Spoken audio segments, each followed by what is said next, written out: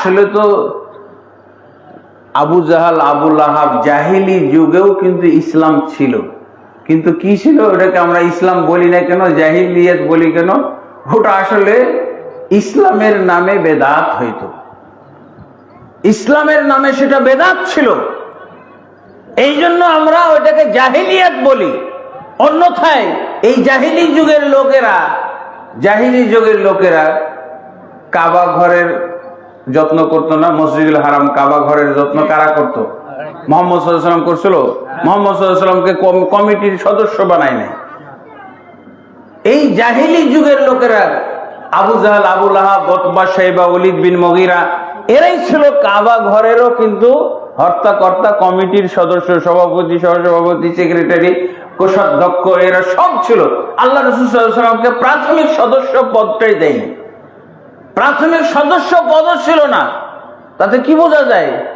যে পৃথিবীর সর্বশ্রেষ্ঠ মসজিদের তারা কমিটির সদস্য ছিল। আর আপনি এই গ্রামটার নাম কি? আরিফ খাঁ গ্রামের মসজিদের আপনি কমিটি হয়ে সভাপতি হয়ে খুব বাহাদুরি। আর আবু জাহাল আবু লাহাবরা কাবা শরীফের সভাপতি ছিল। কি বুঝেন আপনি? আবু লাহাব আবু জাহাল এরা কাবা ঘর মসজিদুল হারামের সভাপতি ছিল, সহসভাপতি ছিল, এরাই কাবা ঘর বানাইছিল। আপনারা দলিল জানেন? অনেকগুলো দলিল শুনছেন। সূরা এখনই মিলিয়ে নেন, আপনারা সবার কাছে অ্যাপ আছে না মোবাইলে? এই মুশরিকরা যে কাবা ঘর বানাইছিল, মসজিদুল হারাম বানাইছিল, তারাই ছিল সভাপতি, তারাই সেক্রেটারি। আমাদের দেশেও মনে করে যে আমি সভাপতি বানাই দিছি, এখন বেনামাজি হইলেও চলে। অনেক মসজিদের সভাপতি দেখবেন পাক্কা বেনামাজি, সেক্রেটারি বেনামাজি, সদস্য বেনামাজি। এটা জায়েজ না। কোন মসজিদের সভাপতি, সেক্রেটারি, কোন কমিটি, কোন সদস্য বেনামাজি হওয়া জায়েজ নেই। সাথে সাথে তাকে লাঠি মেরে বের করে দিতে হবে, কোনো কথা না। সভাপতি চলবে না। কিসের সভাপতি? সভাপতি হলে তার মসজিদ বুঝতে হবে, মসজিদ সংশ্লিষ্ট কার্যক্রম, ইবাদত বন্দেগী বুঝতে হবে। আয়াতটা আপনারা রেফারেন্সটা নিয়ে নেন। বাংলায় এখন কোরআন পাওয়া যায় না, বাংলা তরজমা সূরা তাওবা 17-18 17 নম্বর আয়াতে পাওয়া যায় যে এই মুশরিকরা কাবা ঘর বানাইছিল, মসজিদুল হারাম তৈরি করেছিল মুশরিকরা। মা কানা লিল মুশরিকিনা ইয়ামুরু মাসাজিদাল্লাহ শাহিদিনা আলা আনফুসিহিম বিল কুফর উলাইকা হাবিতাত আমালুহুম ওয়া ফিন নারি হুম খালিদুন। মুশরিকদের জন্য আদৌ উচিত হয় নাই, ঠিক হয় নাই তারা আল্লাহর মসজিদ নির্মাণ করবে। আল্লাহর জন্য মসজিদ নির্মাণ করা এই মুশরিকদের জন্য জায়েজ না, হারাম। আল্লাহ বললেন। তার মানে কেন এই আয়াত নাজিল করলেন? এই কাম করেছিল তারা, এই কাম তারা করেছিল। আপনারা তো ইসলামের ইতিহাস পড়েছেন না? ইসলামের ইতিহাস তো জেনারেলি শিক্ষিত লোকেরাও পড়ে, তাই না? ইসলামের ইতিহাসের শুরুর দিকে, ভূমিকার দিকে যে কথাগুলো আপনারা জানবেন সেটা কি? সেই যুগে, জাহিলি যুগে ধর্মকর্ম বলে কি ছিল, তখনই দেখবেন যে কাবা ঘর তারা তৈরি করেছিল। কাবা ঘর যখন জীর্ণ শীর্ণ বিধ্বস্ত হয়ে যাওয়ার উপক্রম, ভেঙে পড়বে, তখন সেই ওই জাহিলি যুগের লোকেরা আবু তালেব, আবু লাহাব, আবু জাহাল এরা সব মিটিং করে সিদ্ধান্ত নিল যে কাবা ঘর বিধ্বস্ত, জীর্ণ শীর্ণ, পুরান হয়ে গেছে, নতুন করে কাবা ঘর গড়ে তুলতে হবে। সিদ্ধান্ত হইল মিটিংয়ে। হ্যাঁ, মুহাম্মদ সাল্লাল্লাহু আলাইহি সাল্লাম তখন শিশু ছিলেন। মুহাম্মদ সাল্লাল্লাহু আলাইহি সাল্লামও শরীক হয়েছিলেন কাবা ঘর তৈরি, ইসলামের ইতিহাসে দেখবেন। তাহলে বলেন, ওরা জাহিলি, ওরা কাফের, ওরা মুশরিক, তো আল্লাহর ঘর তৈরি করার জন্য এত টেনশন কেন? তার মানে আমরা তাদেরকে কাফের বলছি, কিন্তু কত সম্মানিত কাজ করেছে, কত মর্যাদার কাজ করেছে, আল্লাহর ঘর তৈরি করেছে ওরা। আর আমি আরিফ খাঁ বাসুদেবপুর গ্রামের মসজিদ গড়ি বাহাদুর, আর ওরা কাবা ঘর তৈরি করে এখন দেখেন আল্লাহর কাছে কি কি সার্টিফিকেট পাইতেছে, কি মুশরিক, ওরা হলো মুশরিক।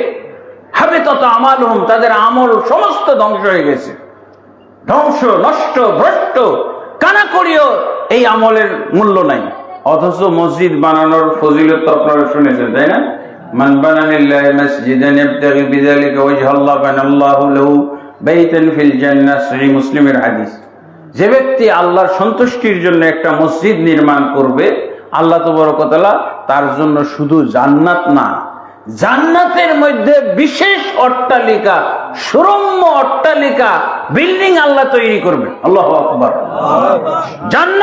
জান্নাতে যাওয়া তো নিশ্চিত। জান্নাতে তার জন্য বিশেষ ঘর, বিশেষ বিল্ডিং, বিশেষ বাড়ি আল্লাহ তৈরি করবে। যেমন ভাবে আমরা কি করি, গাইবান্ধায় সবার বাড়ি আছে, গাইবান্ধা শহরে, কিন্তু সবার একটা তামান্না, আকাঙ্ক্ষা আছে না, যে আমার আরিফ খাঁ গ্রামে বাড়ি, আমার যদি গাইবান্ধা শহরে বাড়ি থাকতো। যাদের গাইবান্ধা শহরে বাড়ি আছে এরা আকাঙ্ক্ষা করছে যদি ঢাকায় বাড়িটা থাকতো। যাদের বাড়ি ঢাকায় আছে এরা বলছে যদি গুলশানে বাড়িটা থাকতো। আকাঙ্ক্ষার শেষ আছে। তো জান্নাতের মধ্যে আল্লাহ তাদেরকে তো জান্নাত দান করবেনই, আর জান্নাতের মধ্যে ভিআইপি বাড়ি তৈরি করে দেবে আল্লাহ তাবারক ওয়া তাআলা। আল্লাহু আকবার। কিন্তু এই আবু জাহালরা যে মসজিদ, পৃথিবীর সর্বশ্রেষ্ঠ মসজিদ বানাইলো, তাদের পুরস্কারটা কি বলেন? আল্লাহু আকবার। কি কারণে? মসজিদ বানাইলেই হবে না, মসজিদ বানিয়ে জান্নাতে যাওয়ার কথা, মসজিদ বানিয়ে জাহান্নামে যাওয়ার কথা। জাহান্নামে গেছে তারা, জাহান্নামের সার্টিফিকেট এসছে। এই আয়াতের শুরু শেষের দিকে আছে জাহান্নামের সার্টিফিকেট। উলাইকা হাবিতাত আমালুহুম ওয়া ফিন নারি হুম খালিদুন। এরা হলো সেই মানুষ, এরা হলো এই মসজিদ, এমন মসজিদ নির্মাণকারী, এদের এই মসজিদ নির্মাণের আমল, সৎ আমল, যেই আমলের মাধ্যমে মুসলিমরা জান্নাতে যাওয়ার কথা, কিন্তু এই কাফের মুশরিকরা মসজিদ বানিয়ে কি হলো, তাদের আমল আল্লাহ আগে ধ্বংস করেছেন।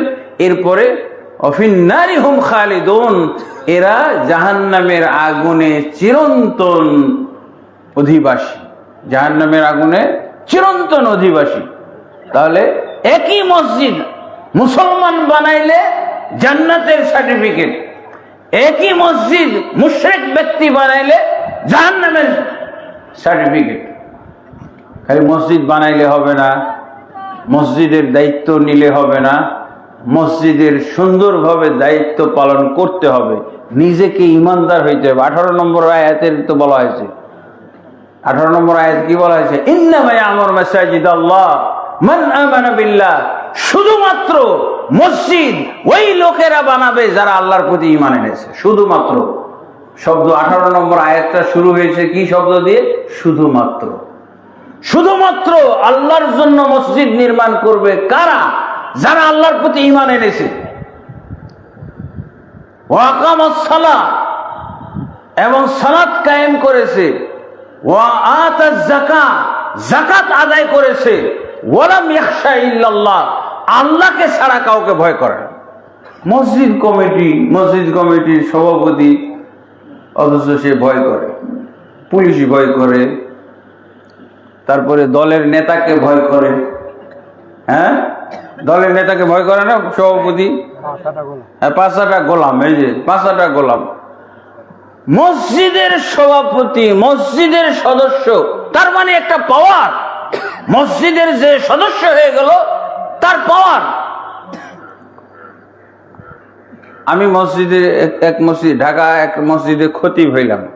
খতিব হওয়ার পর ঘোষণা দিলাম যে এই মসজিদে যারা কমিটির মধ্যে যারা নামাজি আছে শুধু তাদেরকে আমি দেখতে চাই, যারা বেনামাজি তারা মসজিদের কোনো কাজে আপনারা শরীক হইতে পারবেন না। তাতে এই ঘোষণা দেওয়ার পর দেখা গেল এই ঘোষণাটা গিয়ে মেম্বরের উপরে পড়ল। মেম্বার, চেয়ারম্যান, রানিং, সাবেক, এগুলোর উপরে পড়লো। এই ঘোষণা শুনে তো মাথা নষ্ট, ওরা তো শত্রু হয়ে গেল, শত্রুতা শুরু করে দিল। তা আলহামদুলিল্লাহ শত্রুতা করতে গিয়ে তারা এমন ধরা খাইলো, আলহামদুলিল্লাহ এখন ওই নেতাগুলো বলা যেতে পারে আমার বশ্যতা স্বীকার করে নিয়েছে। আলহামদুলিল্লাহ এই হলো ঘটনা। তা আল্লাহ তাবারক ওয়া তাআলা কোয়ালিটি বলে দিয়েছেন। তাহলে আমাদের সমাজও কিন্তু দেখা যায় মুশরিক ব্যক্তি মসজিদ বানাইতে পারবে না। তার মানে যে মন্দির বানাবে ও মসজিদ বানানো নিষেধ। আমাদের দেশে এরকম নেতা আছে না?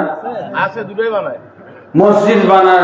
মসজিদও বানাবে, মন্দির বানাবে, জাহান্নামী, চিরন্তন জাহান্নামী। যে মন্দির বানিয়েছে এ যদি মসজিদ বানায় তাহলে এর পরিণাম হলো চিরন্তন ফিন্নারে খালিদুন, তারা জাহান্নামের চিরন্তন অধিবাসী।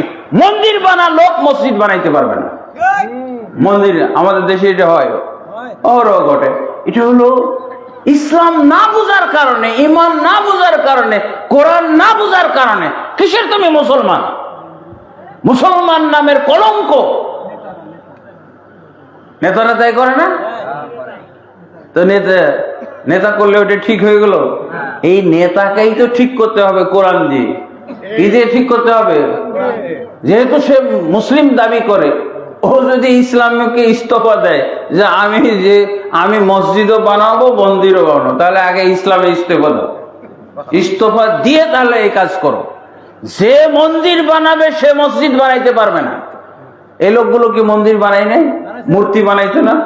মূর্তি বানাইছে, আবার মসজিদুল হারামও বানাইছে, পৃথিবীর সর্বশ্রেষ্ঠ মসজিদ। এই জন্য আল্লাহ তাদের মসজিদ বানানোর এই সৎ আমলকে ক্যান্সেল করে দিয়েছেন। এই সৎ আমলকে জাহান্নাম অনিবার্যকারী, জাহান্নাম ওয়াজিবকারী পাপ হিসেবে আল্লাহ গণ্য করেছে।